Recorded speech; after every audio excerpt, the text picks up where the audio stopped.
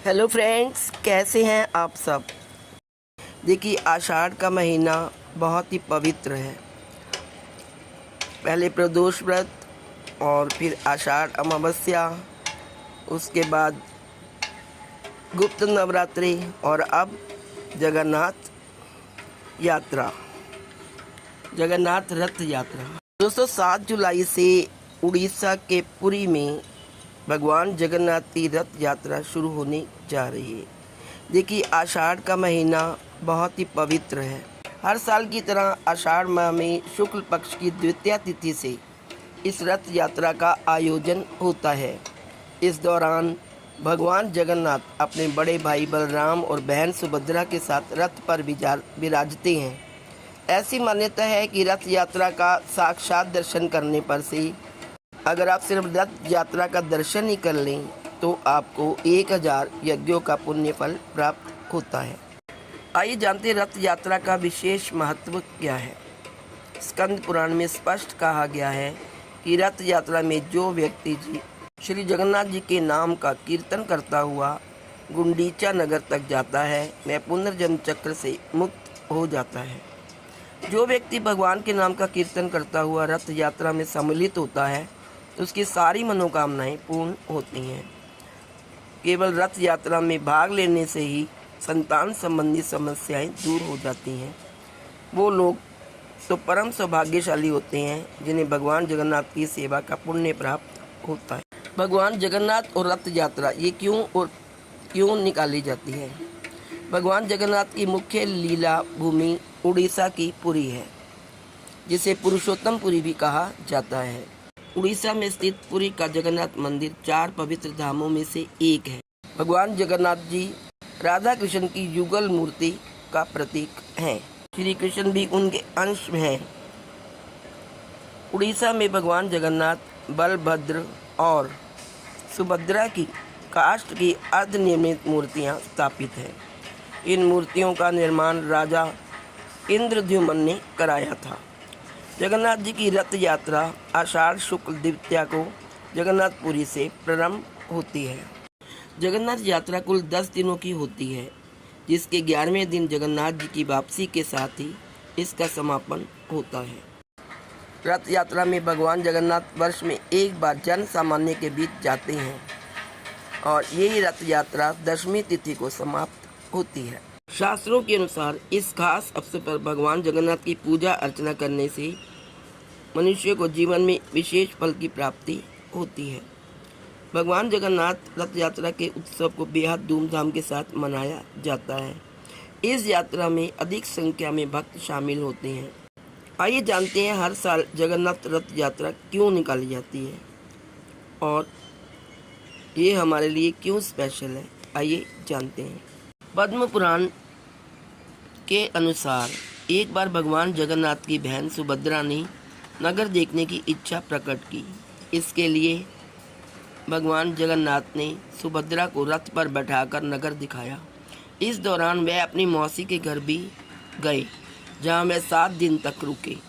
मान्यता है कि तभी से हर साल भगवान जगन्नाथ यात्रा निकालने की परंपरा जारी है। रथ यात्रा में सबसे आगे लाल ध्वज पर श्री बलराम जी चलते हैं। बलराम जी के पीछे पद्म ध्वज रथ पर माता सुभद्रा और सुदर्शन चक्र होते हैं। अंत में गरुड़ ध्वज पर भी जगन्नाथ जी सबसे पीछे चलते हैं। भगवान जगन्नाथ के रथ में 16 पहिए होते हैं। रथ को शंखचूड़ रस्सी से खींचा जाता है। रथ को बनाने के लिए नीम की लकड़ी का प्रयोग किया जाता है। इस दिन 3 विशालकाय और भव्य रथों पर भगवान जगन्नाथ, बलभद्र जी और देवी सुभद्रा विराजमान होते हैं। रथ को बनाने के लिए कील का इस्तेमाल नहीं किया जाता। शास्त्रों के अनुसार किसी भी आध्यात्मिक कार्य के लिए कील या कांटे का प्रयोग करना अशुभ माना जाता है। भगवान बलराम और देवी सुभद्रा का रथ लाल रंग का होता है और जगन्नाथ भगवान का रथ लाल या पीले रंग का होता है। रथ यात्रा के बारे में जो रोचक बातें हैं, आइए जानते हैं। पहली बात यह है कि मूर्ति में किसी के हाथ, पैर और पंजे नहीं होते। सुनने में ये बात बहुत अद्भुत लगती है, लेकिन यह सच है कि भगवान जगन्नाथ, बहन सुभद्रा और बड़े भाई बलराम जी तीनों की मूर्तियों में किसी के हाथ, पैर और पंजे नहीं होते। इसके पीछे भी एक पौराणिक कथा है। वो ये है कि प्राचीन काल में इन मूर्तियों को बनाने का काम विश्वकर्मा जी कर रहे थे। उनकी यह शर्त थी कि जब तक मूर्तियों को बनाने का काम पूरा नहीं हो जाएगा तब तक उनके काम में कोई भी प्रवेश नहीं करेगा। लेकिन राजा ने उनके कक्ष का दरवाज़ा खोल दिया तो विश्वकर्मा जी ने मूर्तियों को बनाना बीच में ही छोड़ दिया। तब से मूर्तियां अधूरी रह गई, जो कि आज तक भी पूरी नहीं हो पाई। तब से इन तीनों मूर्तियों के हाथ, पैर और पंजे नहीं होते। मूर्तियों को नीम की लकड़ी के साथ बनाया जाता है। दूसरी बात, भगवान जगन्नाथ की यात्रा के रथ भी बेहद खास होते हैं। इन्हें नीम के पेड़ की लकड़ी से बनाया जाता है। रथ यात्रा की तैयारी हर साल बसंत पंचमी से ही शुरू हो जाती है। खास बात यह होती है कि इसको बनाने में किसी भी प्रकार की धातु का प्रयोग नहीं किया जाता। रथ की लकड़ी प्राप्त करने के लिए स्वस्थ और शुभ पेड़ की पहचान की जाती है। ऐसा होता है जगन्नाथ जी का रथ। जगन्नाथ जी का रथ 16 पहियों का बना होता है। इसमें लकड़ी के 332 टुकड़ों का प्रयोग किया जाता है और इसकी ऊंचाई 45 फीट होती है। भगवान जगन्नाथ के रथ का रंग लाल और पीला होता है। रथ का निर्माण कार्य अक्षय तृतीया के दिन से प्रारंभ हो जाता है। उनका रथ बाकी 2 रथों से आकार में बड़ा होता है। इनके रथ पर हनुमान जी और नरसिंह भगवान का प्रतीक अंकित रहता है और यह रथ यात्रा में सबसे पीछे रहता है। आइए अब जानते हैं बलराम जी के रथ की खास बात क्या होती है। बलराम जी भगवान जगन्नाथ जी के बड़े भाई हैं और बड़े होने के नाते यह सबका नेतृत्व करते हैं, इसलिए यात्रा में इनके रथ सबसे आगे रहता है। इनके रथ की ऊंचाई 44 फुट होती है। इस रथ में नीले रंग का प्रयोग किया जाता है। अगली जो खास बात है वो है दोस्तों, बहन सुभद्रा का रथ कैसा होता है। कृष्ण और बलराम की लाडली बहन सुभद्रा का रथ दोनों भाइयों के सुरक्षा घेरे में रहता है, यानी सुभद्रा का रथ दोनों रथों के बीच में चलता है। इसकी ऊंचाई 43 फीट होती है और इसको सजाने में मुख्य रूप से काले रंग का प्रयोग किया जाता है। मूर्तियों में अस्थियां भी होती हैं। पुराणों में बताया गया कि इन मूर्तियों का निर्माण राजा नरेश इंद्रधुमन ने करवाया था। वे भगवान विष्णु के परम भक्त थे। मान्यता है कि राजा के सपने में आकर भगवान ने उन्हें मूर्तियों को बनाने का आदेश दिया था। सपने में उन्हें बताया गया है कि श्री कृष्ण नदी में समा गए हैं और उनके विलाप में बलराम और सुभद्रा भी नदी में समा गए हैं। उनके शवों की अस्थियां नदी में पड़ी हुई हैं। भगवान के आदेश को मानकर राजा ने तीनों की अस्थियां नदी से बटोरी और मूर्तियों के निर्माण के वक्त प्रत्येक मूर्ति में थोड़ा थोड़ा अंश रख दिया। जगन्नाथ जी के मंदिर का निर्माण करीब 1000 साल पहले हुआ था और तब से हर 14 साल में यह प्रतिमाएं बदल दी जाती हैं।